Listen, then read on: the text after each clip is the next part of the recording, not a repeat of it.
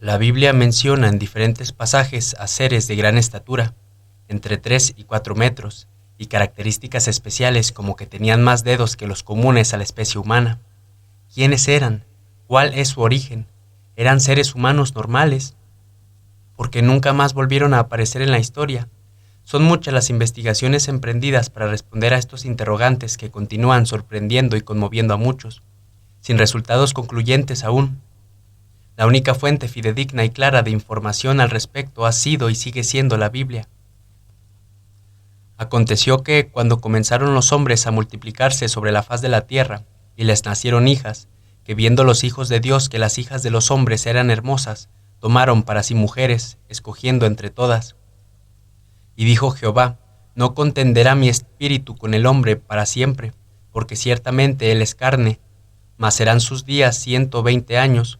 Había gigantes en la tierra en aquellos días, y también después que se llegaron los hijos de Dios a las hijas y de los hombres, y les engendraron hijos. Estos fueron los valientes que desde la antigüedad fueron varones de renombre. Este fascinante relato menciona dos tipos diferentes de seres: los hombres, Adam, y los hijos de Dios, Elohim. La distinción es muy clara tanto en sus raíces etimológicas como en su significado bíblico, pues la expresión hijos de Dios solo es mencionada otras 3 veces en el Antiguo Testamento y siempre asociada con los ángeles. Los ángeles son seres espirituales que fueron creados por Dios para ser sus mensajeros, a su servicio y bajo sus órdenes, pero tras la rebelión de Lucifer, unos permanecieron fieles a Dios y otros se unieron al ángel rebelde que arrastró la tercera parte de las estrellas del cielo y las arrojó sobre la tierra. Apocalipsis 12:4. Respecto a quienes se llegaron a las hijas de los hombres, Jesús enseñó que en el mundo venidero no se casarán ni serán dadas en casamiento, pues serán como los ángeles. Lucas 20:35. Por lo tanto, como fue mencionado en el capítulo 5, no fueron los ángeles que permanecieron en el cielo quienes se llegaron a las hijas de los hombres, pues ellos no tienen relaciones sexuales. Tampoco fueron los hombres de ese tiempo, pues no tendría sentido hacer la distinción entre los hijos de Dios y las hijas de los hombres, si tanto hombres como mujeres eran descendencia humana. Además, era imposible que la unión de seres humanos normales pudiera tener como resultado la clase de monstruos que mencionan las Escrituras.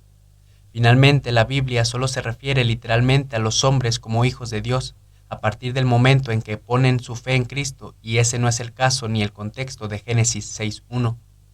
Por tanto, es posible concluir con certeza que los hijos de Dios a los que se refiere el texto bíblico y que se llegaron a las hijas de los hombres son los ángeles que fueron arrastrados por Lucifer y que cayeron arrojados del cielo, es decir, los ángeles caídos. Sin embargo, además de lo expuesto, hay muchas pruebas más de ello. Algunas traducciones, como la Septuaginta y la de Mofat, tradujeron la expresión hijos de Dios como ángeles. El historiador del Josefo escribió: muchos ángeles de Dios se mezclaron con mujeres humanas y dieron a luz hijos, y estos ángeles son los que los griegos llamaron gigantes. Los padres antecinenos se refirieron a este pasaje de Génesis 6:1 de la siguiente manera: los ángeles cayeron en un amor impuro con las mujeres vírgenes y fueron subyugados por la carne. De las relaciones con estas vírgenes surgieron los gigantes. Justino Mártir, 110-165 después de Cristo, escribió al respecto: los ángeles transgredieron y fueron cautivados por las mujeres, las cuales engendraron hijos. El diablo fue insolente, así como sus ángeles enamorados de los encantos femeninos, los cuales tuvieron intercurso con las hijas de los hombres. También el Nuevo Testamento menciona que los ángeles cometieron pecados sexuales en contra de su naturaleza, pues abandonaron su propia morada, habiendo fornicado, Judas 6:7, y que Dios, arrojándolos al infierno, los entregó a prisiones de oscuridad para ser reservados al juicio, segunda de Pedro 2:4. La palabra griega traducido por morada o habitación es oiketerión. Se usa 2 veces refiriéndose a cuerpos humanos cambiados a cuerpos espirituales, segunda de Corintios 5:2, pero aquí fueron los ángeles quienes abandonaron sus cuerpos. La Biblia menciona siempre a los ángeles como varones y jamás como hembras, pues no fueron creados para reproducirse como los seres humanos. Ellos fueron creados todos al mismo tiempo y en la cantidad que hasta hoy se mantiene. Sin embargo, sí tienen cuerpos, pero con diferentes características, pues pueden materializarse. Hebreos 13:2. También se hace mención de los ángeles como espíritus, Hebreos 1:13, o vientos, Salmos 104:4. Actualmente hay dos tipos de ángeles caídos, los que aún andan libres pero bajo las órdenes de Satanás y que serán arrojados a la tierra durante la gran tribulación, Apocalipsis 12:7, y los que ya fueron arrojados a prisiones de oscuridad para ser reservados al juicio, segunda de Pedro 2:4, por el pecado de fornicación con mujeres humanas, Judas 6:7. Si los que están actualmente en esas prisiones de oscuridad no hubieran cometido esa maldad, andarían libres como los demás, pero su confinamiento actual demuestra que cometieron un pecado referente al de la rebelión de Lucifer. La Biblia revela también que cuando el cuerpo físico de Jesús estaba en la tumba, en su espíritu bajo el Hades, para anunciar a los espíritus encarcelados que desobedecieron en los días de Noé, su victoria sobre la muerte, el pecado y Satanás. Estos espíritus encarcelados eran los mismos ángeles caídos que en tiempos de Noé se mezclaron con las hijas de los hombres. El linaje de Set. Algunas corrientes han enseñado que Génesis 6:1 se refiere a un fracaso que en el intento por mantener el linaje de Set separado del linaje mundano de Caín, quien tras haber matado a Abel se apartó y su descendencia se volvió impía y rebelde. Para esta enseñanza, los hijos de Dios se consideran una referencia al liderazgo del linaje de Set y las hijas de los hombres al del linaje de Caín. Sin embargo, las uniones resultantes se disolvieron, pero ya había una descendencia que provenía de ellas, los Nefilim, caídos. Origen de esta teoría. Tanto los rabinos hebreos como los padres de la Iglesia entendieron que el texto de Génesis 6:1 se refería a los ángeles caídos y a su mezcla con las mujeres de la tierra. Sin embargo, no fue hasta que esta interpretación fue atacada. En aquellos tiempos comenzaba la adoración de los ángeles y la imposición del celibato sacerdotal por la Iglesia romana, y esta interpretación de la unión de los ángeles caídos con las mujeres de la tierra avergonzaba a los críticos romanos. Entre quienes aceptaron y apoyaron la interpretación del linaje de Set estuvieron Juliano el Apóstata, Julio el Africano, Cirilio de Alejandría y Agustín de Hipona. Razones para descartar esta teoría. Como fue mencionado anteriormente, el término hijos de Dios en el Antiguo Testamento únicamente se refiere a los ángeles caídos y no a los que permanecen en el cielo y mucho menos a los seres humanos creados por Dios, lo cual sería un acto de violencia hacia el texto bíblico mismo. Si la intención del texto hubiera sido contrastar a los hijos de Set con las hijas de Caín, ¿por qué no se hizo? ¿Por qué no se mencionan a las hijas de Dios o a los hijos de los hombres? Estas son algunas razones para descartar esta interpretación. Antes del diluvio universal no hubo hombres lo suficientemente piadosos que pudieran ser salvados, excepto Abel, Génesis 4:4, Hebreos 11:4, Enoc, Génesis 5:21, y Noé, Génesis 6:8. Si la interpretación del linaje de Set fuera correcta, se podría concluir que estos tres hombres eran hijos de Dios y que se casaron con las hijas de Caín y engendraron una raza de gigantes en la tierra antes del diluvio, o creer que los tres hijos de Noé, Sem, Cam y Jafet, fueron gigantes. Pero si esto hubiera sido así, después del diluvio la tierra habría sido poblada solo por gigantes. Obviamente este no fue el caso. La Biblia dice que cuando comenzaron los hombres a multiplicarse sobre la faz de la tierra y les nacieron hijas, que viendo los hijos de Dios que las hijas de los hombres eran hermosas, tomaron para sí mujeres escogiendo entre todas. Es decir, no solo de un linaje o de una época específica, pues dice que escogieron entre todas, desde que comenzaron a multiplicarse. Esto debió suceder mucho antes de Enós y por fuera del linaje tanto de Caín como de Set. El primer hijo de Set, Enós, tuvo su primer hijo, Cainán, en el año 325 de la era adámica.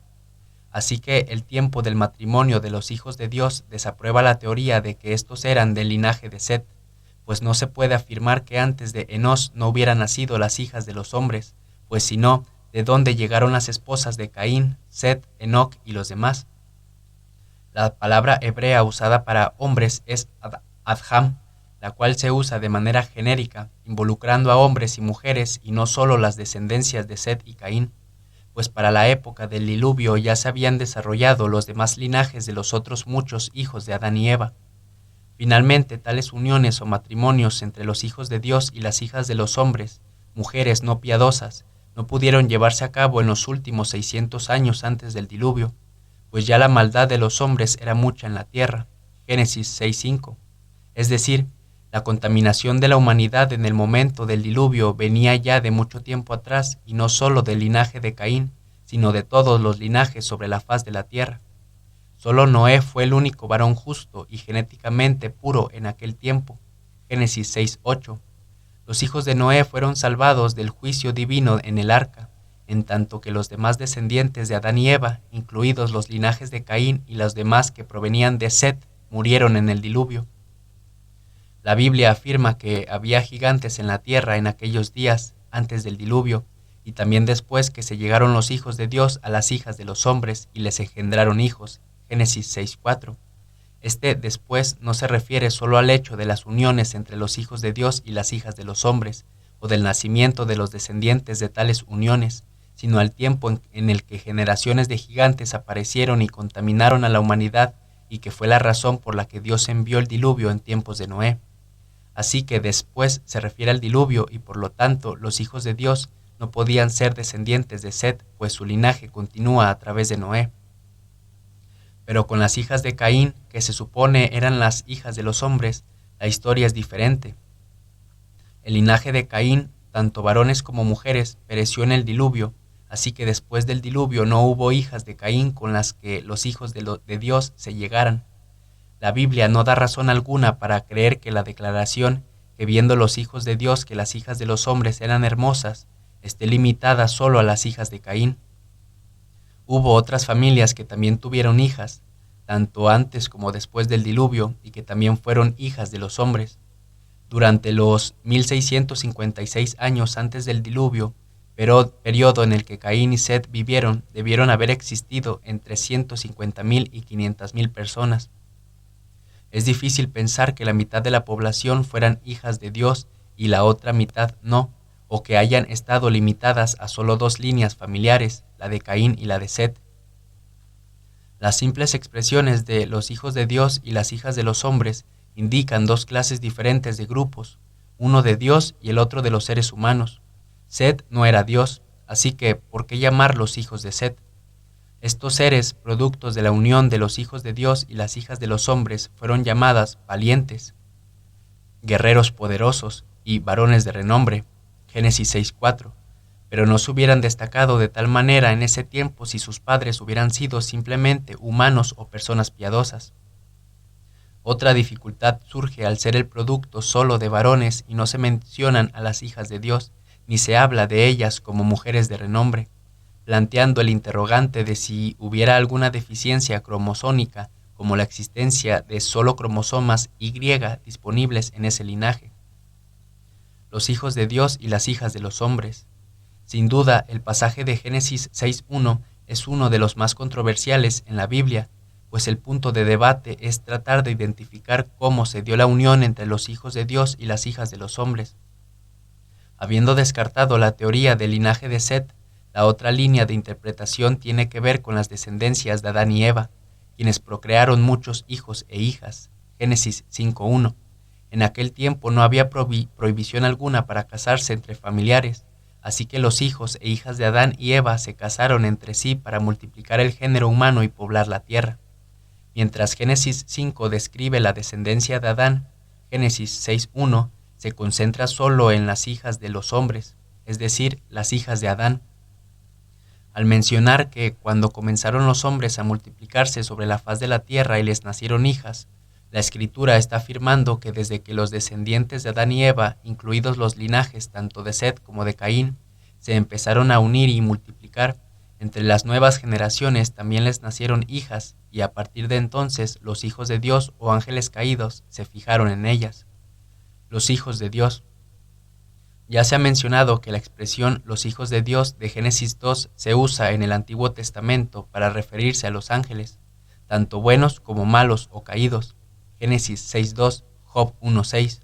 También se usan otras expresiones como hijos de los poderosos, en hebreo Ben Elim, o hijos del Altísimo, en hebreo Ben Elión, siempre refiriéndose a los ángeles, Salmo 29:1. Así que Génesis 6:2 no es posible que sea una excepción. Los ángeles son hijos en el sentido de haber sido creados directamente por Dios, tanto los buenos como los malos, caídos. Bajo el Nuevo Testamento, la traducción en griego de hijos de Dios se aplica a otras entidades aparte de los ángeles, pero el elemento común es ser creados directamente por Dios. Por ejemplo, Adán es hijo de Dios, Lucas 3:38, pero fue creada directamente por él. Pero todos los creyentes en Cristo también son llamados hijos de Dios, Juan 1:12, por ser una nueva creación de él, 2 de Corintios 5:17, nacidos de nuevo en el Espíritu. En conclusión, el término hijos de Dios involucra el significado de haber sido creados por Dios. La única excepción es Cristo, pues Él es el unigénito Hijo de Dios, Juan 3:18, es decir, el único que siempre ha existido y no fue creado. La Septuaginta, traducción del hebreo al griego 250 a.C., traduce Génesis 2 como ángeles de Dios. El historiador Josefo hace lo mismo y también en los rollos hallados en Qumran, cerca del Mar Muerto, se usa este término en el sentido mismo. Las hijas de los hombres. La mención a las hijas de los hombres, en hebreo Benot Adam o hijas de Adán, es una expresión genérica para referirse a todas las mujeres en la especie humana, pero la mención que se hace en Génesis 6:1 está acompañada de una acción directa de los hijos de Dios sobre las hijas de los hombres. Ellos las vieron y las hallaron hermosas, es decir, atractivas físicamente, apuntando a la simple atracción sexual pecaminosa. El texto limita la relación estrictamente de una sola manera. Los hijos de Dios tomaron para sí a las hijas de los hombres, pero no dice nada de las hijas de Dios tomando para sí a los hijos de los hombres. Partiendo del principio de que en el cielo no habrá tentaciones y por lo tanto tampoco atracción sexual pecaminosa, los ángeles que permanecen en el cielo no fueron los que se sintieron atraídos ni tuvieron relaciones sexuales con las mujeres de la tierra, pero los ángeles que fueron arrastrados por Lucifer y arrojados a la tierra, que estaban llenos de perversidad y hacían parte de la estrategia de Satanás, sí fueron atraídos al punto de llegarse a ellas y tener relaciones sexuales para concebir sobre la tierra algo sobrehumano. La Biblia también menciona la simiente o semilla de Satanás, Génesis 3:15, de la cual procede el anticristo. La palabra hebrea para simiente es sera, que significa esperma, semilla, linaje, descendencia, es decir, el anticristo no tendrá un padre natural humano.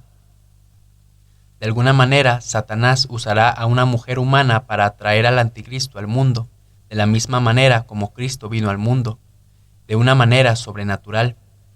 El plan y la estrategia de Satanás.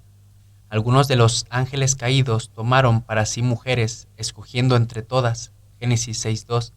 La palabra hebrea lakach, usada para tomar, se usa comúnmente en el Antiguo Testamento para referirse a relaciones matrimoniales, por ejemplo, para tomar esposa o para sí mismo, o para otro. Además, esta palabra también tiene connotaciones sexuales aparte del matrimonio, Génesis 34:2. Satanás usó con la descendencia de Adán la misma estrategia que había usado en el Edén. Observe el paralelo. Eva vio que era agradable a los ojos y tomó, Génesis 3:6. Los ángeles caídos, viendo que las hijas de los hombres eran hermosas, tomaron, Génesis 6:2. Estas tres palabras o expresiones violaron la barrera entre los ángeles y los seres humanos, pero esto no obedeció a una simple atracción, sino que hace parte de un plan ideado por Satanás para evitar el nacimiento del Mesías, quien nacería de la simiente de la mujer, Génesis 3:15. Satanás conocía esta profecía porque le fue dada directamente a él, anunciándole que un descendiente de la mujer que él tentó en el Edén lo destruiría algún día. Por lo tanto, Génesis 6:1 es la respuesta de Satanás a Génesis 3:15, en un intento por corromper la semilla de la mujer, enviando a algunos de sus ángeles para que tomaran forma humana y pervirtieran la genética de la humanidad al mezclarse con las mujeres de la tierra. El progreso de la maldad sobre la faz de la tierra condujo al principal propósito del diluvio, destruir la contaminación satánica, acabar con los gigantes y preservar genéticamente puro el linaje adámico para garantizar el advenimiento de la simiente de la mujer. Génesis 3:15. Las derrotas en su primer intento en el Edén y luego al corromper al mundo adámico no detuvieron a Satanás para volver a intentar, por todos los medios, impedir la propagación de la semilla prometida a través del pueblo judío. Aunque se apartó por un tiempo, aguardó una nueva oportunidad que le fuera propicia. Lucas 4:13. Dios había hecho la promesa: no exterminaré ya más toda carne con aguas de diluvio. Génesis 9:11. Pero esta promesa fue aprovechada por Satanás a su favor y así fraguar su siguiente estrategia: corromper a los seres humanos, llenando toda la tierra de Canaán con más gigantes después del diluvio. Sin la posibilidad de un nuevo diluvio, la maldad que se propagaba por medio de la raza de gigantes debía ser detenida de alguna manera. Por eso, Dios ordenó a los israelitas que, al tomar posesión de la tierra prometida, exterminaran a todos los habitantes de la tierra de Canaán, incluyendo a mujeres y niños y ancianos, mediante la guerra. El juicio de Dios sobre la humanidad. Ante el estado de corrupción al que había llegado la humanidad por la acción de los ángeles caídos, Dios emite su juicio: no contenderá mi espíritu con el hombre para siempre, porque ciertamente él es carne, mas serán sus días 120 años. Génesis 6:3. La palabra hebrea usada para contender es yadón, restringir, detener, parar, la cual solo aparece a esta vez en la Biblia. El Espíritu de Dios es el que restringe o detiene el pecado para que no se desborde como podría hacerlo. Y aquí se refiere a que el Espíritu de Dios restringiría el pecado mediante la predicación de Enoc y Noé, segunda de Tesalonicenses 2:7. Además, Dios agregó: porque ciertamente Él es carne. Esta era la razón para restringir o detener tanta maldad. Los seres humanos tenían una naturaleza pecaminosa, y en contraste con el Espíritu de Dios, este solo es carne, sujeto a la muerte. Y concluye: mas serán sus días 120 años. Estos eran los años que quedaban antes del diluvio, un periodo de gracia que Dios concedió a la humanidad para que se arrepintiera, y en el curso del cual el arca sería construida. Primera de Pedro 3:20.